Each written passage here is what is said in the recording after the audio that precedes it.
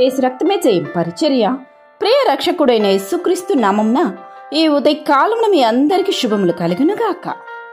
నశించిపోవు సువర్ణము అగ్ని పరీక్ష వలన శుద్ధపరచబడుచున్నది కదా, దానికంటే అమూల్యమైన మీ విశ్వాసము ఈ శోధనల చేత పరీక్షకు నిలిచినదై యేసుక్రీస్తు ప్రత్యక్షమైనప్పుడు మీకు మెప్పును మహిమయు ఘనతయు కలుగుటకు కారణమగునని దేవుని వాక్యం సెలవిస్తుంది. ప్రియ సహోదరి సహోదరులారా, నీ చుట్టూ ఉన్న భయంకరమైన శోధనలను వేదనలను చూచి నీ ఆశలు వదులుకున్నావా? నీ విశ్వాసం కోల్పోయిన స్థితిలో నీవున్నావా? యేసయ్య ఎంతైనా నమ్మదగిన దేవుడు, ఆయనను నమ్ముకో. యేసయ్య ఎంతైనా నమ్మదగిన వాడని గ్రహించి నీ ప్రయాణాన్ని, నీ పోరాటాన్ని, నీ ప్రయాసను ఆయన చేతులకు అప్పగించుకో.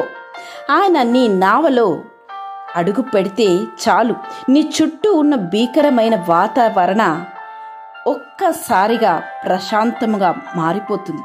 కాబట్టి నీకున్న పరిస్థితులను బట్టి నీవు బాధపడక, బెదిరిపోక, కృషించిపోక, వెనుకంజి వేయక, ఇటు అటు తొలగిపోక దేవునిపై నీ గురి నిలుపుకో. చెక్కు చెదరడి విశ్వాసముతో ఆయన వైపు చూడు. అలా నీవు నీ ఆత్మీయ యాత్రలో ఎన్ని తుఫానులు ఎదురైనా వెనుకంజి వేయక యేసయ్య పేరట నువ్వు ముందుకు సాగిపో. నిన్ను దేవుడు అద్దరికి క్షేమముగా చేరుస్తాడు. ఈ లోకములో మనకు ఇటువంటి శోధనలు, శ్రమలు వస్తూ పోతూ ఉంటుంది. అలా సమయంలో నీ బలము వాటిని అధిగమించడానికి చాలకపోవచ్చు. అందుకే నీవు దేవుని బలమును, దేవుని నీవు ఆశ్రయించాలి.